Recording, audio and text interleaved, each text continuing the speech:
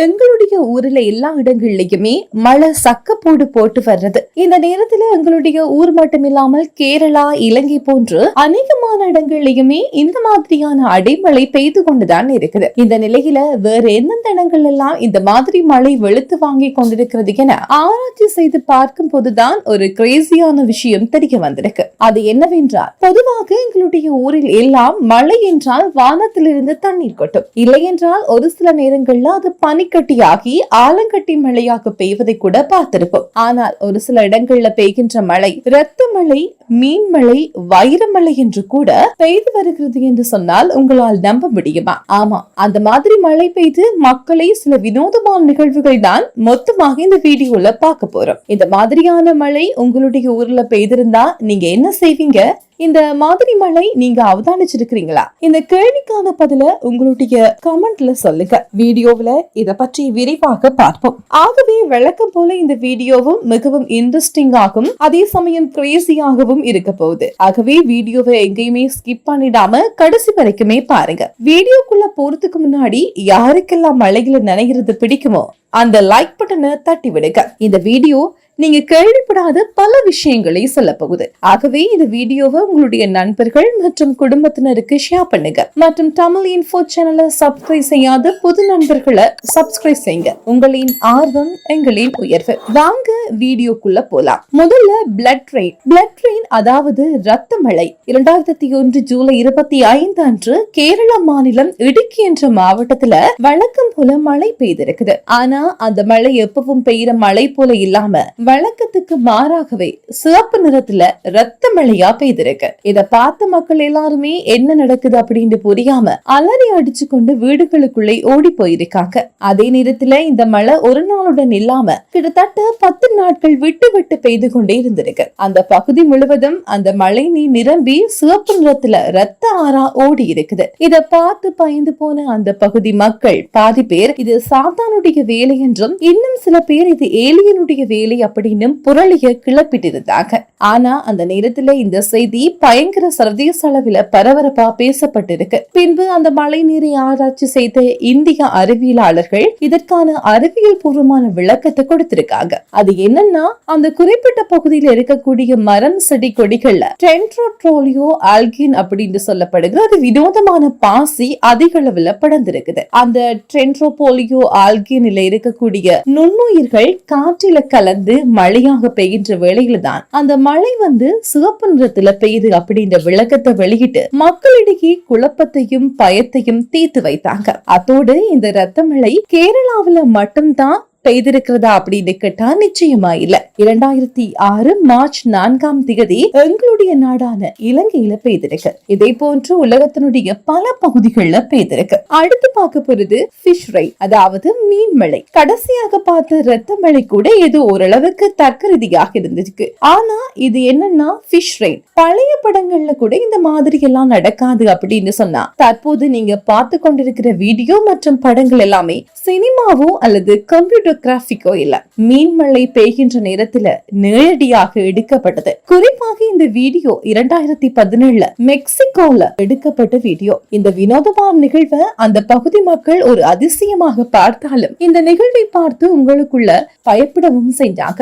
அங்கு இருந்த மீன்களை தொட்டு பார்க்கவே பயந்தாங்க. பொதுவா மீன் மழை என்பது வானத்திலிருந்து வரும் மீன்களாக மட்டுமே விழுவது இல்லை. மழை நீரோடு சேர்ந்து மீன்களும் வானத்திலிருந்து விழும் நிகழ்வு. அதிலும் குறிப்பாக இந்த மீன்மழை கடலோர பகுதிகளில் மட்டும்தான் பெய்யும். ஆகவே இதற்கான காரணம் என்னவென்று ஆராய்ச்சியாளர்கள் ஆராய்ச்சி மேற்கொண்ட போதுதான் மழைக்காலங்கள்ல கடலில டர்டனோட்டோ என்று சொல்லப்படுகின்ற ஒரு வினோதமான பிரம்மாண்டமான சூறாவளி உருவாக்குமா. இந்த டர்டனோட்டோ என்று சொல்லப்படக்கூடிய சூறாவளி கடல் மட்டத்தில் இருக்கிற நீரை ஆகாயத்தை நோக்கி உறிஞ்சி எடுக்குமா. அப்படி கடல் நீரை உறிஞ்சி எடுக்கும் போது அங்க இருக்கிற மீன்களையுமே சேர்த்து உறிஞ்சி எடுக்குமா. பின்பு அந்த சூறாவளி கரையை நோக்கி வரும்போதே அதனுடைய மேற்பரப்பில அதிகப்படியான பரவலான காற்று வீசப்பட்டதால அதுல இருக்கிற மீன்கள் அந்த காற்றுல பரவலாக கிடக்குமா.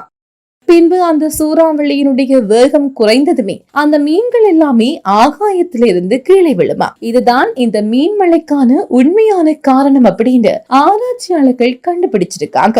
அடுத்து ஸ்பைடர் ரெயின், அதாவது சிலந்தி மழை. இதுவுமே கேட்க கொஞ்சம் வினோதமா தான் இருக்குது. இந்த சிலந்தி மழையும் 2015 ஆஸ்திரேலியால இருக்கிற சவுத் வேல்ஸ் அப்படின்ற இடத்துல பெய்திருக்கு. இதனால சவுத் வேல்ஸ் பகுதியில் இருக்கிற குழந்தைகள் இருந்து பெரியவர்கள் வரைக்கும் கிட்டத்தட்ட 20 நாட்களுக்கு வீட்டை விட்டு வெளியே வர முடியாம ஸ்தம்பித்து போய் இருந்திருக்காங்க. பின்பு இந்த சிலந்தி மழையை பற்றி ஆராய்ச்சி செய்ததுல பொதுவா சிலந்திகள் மே மாதத்திலேயும் ஆகஸ்ட் மாதத்திலேயும் தான் அதிக அளவில் இனப்பெருக்கத்துல ஈடுபடுமா. அப்படி இனப்பெருக்கம் செய்யற நிறைய சிலந்திகள் கூட்டம் கூட்டமா மிகவும் உயரமான மலைப்பகுதிகளை தேடி போய் அங்குதான் இனப்பெருக்கம் செய்யும் அப்படின்னு சொல்லப்படுது. அந்த இனப்பெருக்க காலத்துல நிறைய சிலந்திகள் கூட்டம் கூட்டமா உயரமான மலைகள் மேல ஒன்று சேர்ந்து இருக்கும் போது அங்கு வேகமான காற்று வீசினால் அந்த மலை மேலே இருக்கிற எல்லா சிலந்திகளும் காற்றுல அடிச்சு வந்து இந்த மாதிரி மக்கள் வாழ்ற இடங்கள்ல விட்டுவிடும் அப்படின்னு சொல்லப்படுது. இப்படி காற்றுல அடித்து வரப்பட்ட சிலந்திகள் கூட்டம் கூட்டமா மேலிருந்து கீழே விழுறதான்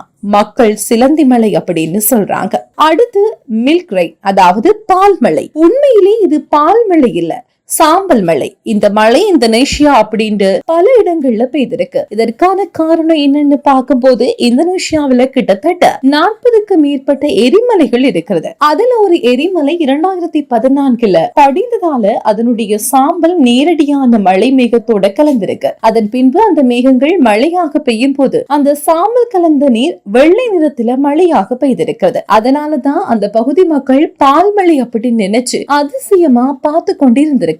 ஆனா அந்த மழை நீர் காய்ந்த பின்புதான் அது பால் மழை இல்ல, சாம்பல் மழை அப்படின்னு தெரிய வந்திருக்குது. அடுத்து ஜெல்லி ரெயின், அதாவது ஜெல்லி ரெயின் நெதர்லாந்துல இருக்கிற ஒரு விவசாய கிராமத்துல தான் பெய்திருக்கு. அதுவும் ஒரே ஒரு முறைதான் பெய்திருக்கிறது. அந்த கிராமத்து புல்வெளிகள் எல்லாமே இந்த ஜெல்லி பரவலாக காணப்பட்டு இருக்குது. இதை பார்த்தா அந்த கிராமத்து மக்கள் ஜெல்லி மழை பெய்கிறது அப்படின்னு ஆச்சரியப்பட்டு அந்த ஜெல்லியை கையில எடுத்து பார்த்து விளையாடி கொண்டெல்லாம் இருந்திருக்காங்க.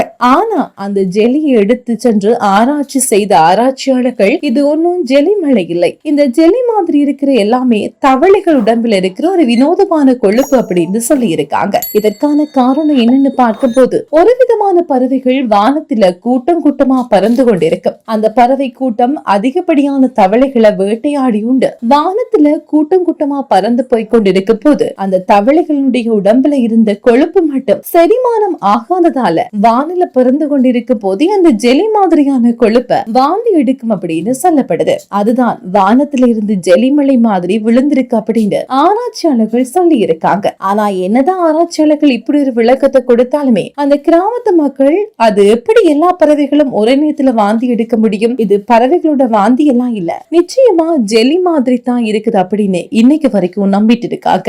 ஆனா இவங்க சொல்றது ஒரு விதத்துல யோசிக்க கூடியதுதான். அது எப்படி எல்லா பறவைகளும் ஒரே நேரத்துல வாந்தி எடுத்திருக்க முடியும், நினைச்சு பார்த்தாலே கொஞ்சம் தர்ம சங்கடமா தான் இருக்கு. அடுத்து ஆலங்கட்டி மலை. இந்த ஆலங்கட்டி மலை கடலோர பகுதிகளில் வறண்ட பாலைவனம் வரைக்கும் உலகத்தினுடைய எல்லா பகுதிகளிலுமே பெய்திருக்குது. பொதுவாக ஆலங்கட்டி மழை என்பது மழை மேகங்கள் உருவாகி நீர் 0 டிகிரிக்கு கீழே வரும்போது அது சின்ன சின்ன ஐஸ் கட்டிகளா மாறி ஆலங்கட்டி மழையாக பெய்கிறது. அதை பார்க்கவே மிகவும் அற்புதமாக இருக்கு. ஆனால் ஆலங்கட்டி மழை பெய்கிறது அப்படின்னு ரசிக்கலாம் என்று வெளியே எல்லாம் போனீங்கன்னா அது உங்களுடைய உயிருக்கே ஆபத்தா கூட முடியலாம். ஏனென்றால் இந்த ஐஸ் கட்டிகள் பார்க்கவே அழகாக தெரியலாம், ஆனால் அது எவ்வளவு உயரத்திலிருந்து வந்து உங்களுக்கு மேல விழுது அப்படின்னு ஞாபகம் வச்சுக்கொள்ளுங்க. அது மட்டும் இல்லாம ஒரு சில நேரங்கள்ல அந்த ஐஸ் கட்டிகளுடைய அளவு அந்த அளவுக்கு பெரிதாக இருக்கும். எவ்வளவு பெரிய ஐஸ் கட்டியாக எங்களுடைய தலையில் மீது விழுந்தால் என்ன ஆகும் அப்படின்னு நீங்களே யோசிச்சு பாருங்க. அடுத்து ரெயின்போ. பொதுவாக மழை பெய்யும் போது மேகங்கள்ல உருவாக்குற மழை நீர் மெதுவாகத்தான் பூமியை நோக்கி வந்து விழும். ஆனா அந்த மழை நீர் ஒரே நேரத்துல மொத்தமா ஒரே இடத்துல விழுந்தா எப்படி இருக்கு? அந்த ஒரு வினோதமான நிகழ்வுதான் ரெயின்பாம் அப்படின்னு சொல்லப்படுகிறது. நீங்க பார்த்து கொண்டு இருக்கிற இந்த ரெயின்பாம் 2019 கனடாவில தான் பதிவாகி இருக்குது. இந்த ரெயின்பாம் விழுவதற்கான காரணம் என்னவென்று தற்போது வரைக்கும் ஆராய்ச்சியாளர்களால் ஒரு சரியான விளக்கத்தை கொடுக்க முடியல. கடைசியா பார்க்க போறது டைமண்ட் ரெயின். அதாவது வைரமலை. இந்த விலை உயர்ந்த வைரமலை எங்க பெய்திருக்கிறது அப்படின்னு பாக்குறதுக்கு முன்னாடி உங்கள்கிட்ட ஒரு கேள்வி. இதுவரைக்கும் பார்த்த வினோதமான மலைகள்ல எந்த மலை உங்களுடைய ஊர்ல பெய்தால் நன்றாக இருக்கும் அப்படின்னு நீங்க ஆசைப்படுறீங்க? கமெண்ட்ல சொல்லுங்க. என்ன கேட்டா நான் டைமண்ட் மலை அப்படின்னு தான் சொல்லுவேன். ஏனென்றால் நாங்கள் மட்டும் இல்லாமல் எங்களுடைய சுற்றி இருக்கிற எங்களுடைய நண்பர்கள், எங்களுடைய உறவினர்கள் எல்லாருமே சேர்ந்து ஒரே நாள்ல பணக்காரர் ஆயிடலாம். அதனாலதான் சப்போஸ் இதுவரைக்கும் பார்த்த மலைகள் எல்லாமே எங்களுடைய பூமியில தான் பெய்திருக்கிறது. ஆனால் இந்த டைமண்ட் மலை மட்டும் எங்களுடைய பூமியில இல்ல, பக்கத்து கிரகமான சனி கிரகத்துல பெய்திருக்குது. அங்கு இந்த டைமண்ட் மலை எதனால பெய்கிறது அப்படின்றத இலகுவாக சொல்றேன். சரி, அந்த கிரகத்தினுடைய மைய பகுதியை நோக்கி செல்லும் போது அந்த கார்பன் உயர் அழுத்த ஒழுக்கம் காரணமா இந்த கார்பன் டைமண்டா மாறி டைமண்ட் மலையா கீழே விழுது. டைமண்ட் மலை எங்க பெய்கிறது என்று தெரிந்து விட்டீர்களா? ஆகவே யாராவது சனி கிரகத்துக்கு சென்றீர்கள் அப்படின்னா திரும்பி வரும்போது எனக்கு கொஞ்சம் டைமண்ட் எடுத்துட்டு வாங்க. நீங்க மலை ரசிகரா இருந்தா லைக் பண்ணுங்க, உங்களுடைய குடும்பம் மற்றும் நண்பர்களுக்கு ஷேர் பண்ணுங்க. அண்ட் தமிழ் இன்ஃபோ சேனலை சப்ஸ்கிரைப் பண்ண மறந்துடாதீங்க.